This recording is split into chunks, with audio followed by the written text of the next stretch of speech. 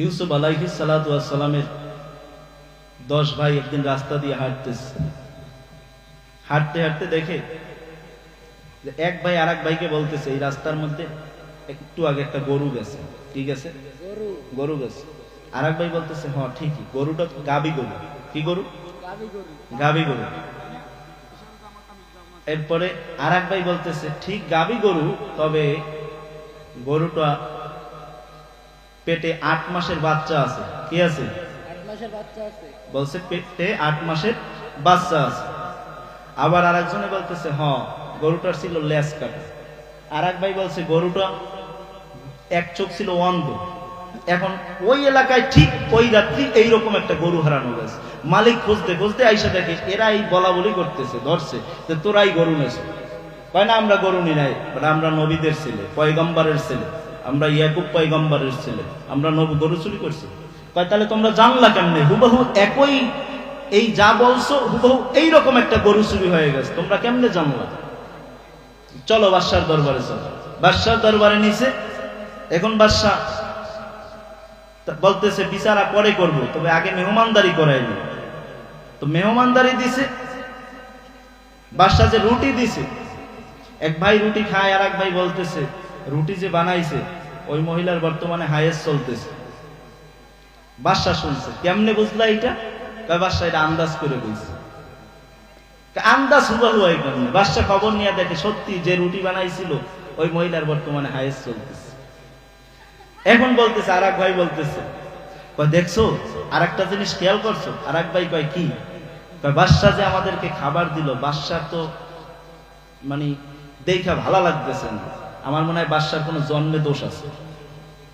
এখন বাদশা রাগ হয়ে গেছে। কেমনে কইছো? আন্দাজ করে কইছে।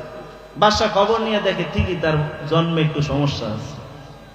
এখন কয় আচ্ছা বলো কেমনে বলছো আমার জন্মে সমস্যা? কয় বাদশা শুনেন, আমরা মেহমান, আপনি মেজবান। মেহমানের সাথে মেজবান খাইতে বসবে, এইটা হলো সুন্নত।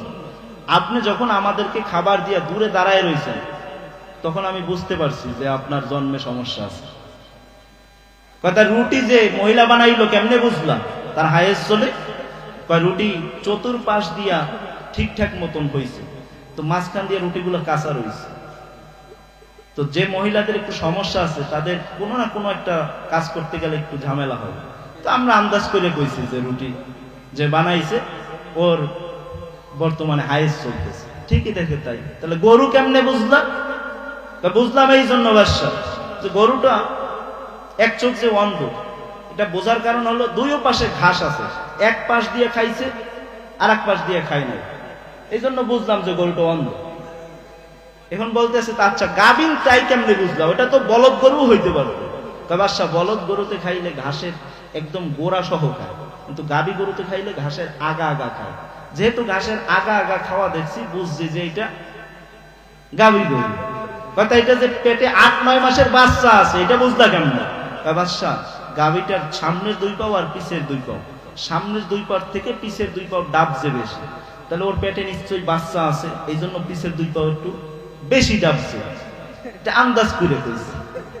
পয়গম্বরের ছেলে বাদশার দরবারে নিছে, বিচারের কাঠ গড়ায় দাঁড়া করাইবে, কিন্তু বাঁচাইয়া দিছে কে? বাঁচাইয়া দিছে কে? ইউসুফ নবীরে কুয়ায় ফেলাইছে, বাঁচাইয়া দিছে কে? ইব্রাহিম পয়গম্বরকে আগুনের মধ্যে ফেলাইছে, বাঁচাইয়া দিছে কে?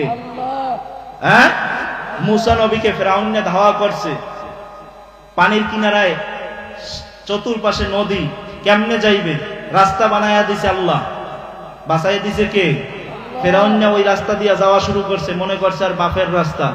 মাঝামাঝি সময় যখন গেছে, আল্লাহ রাস্তাকে হুকুম করলেন যে 2 পাশের পানি দিয়ে চাপ দাও। ফেরাউন চুবানি খাইতেছে।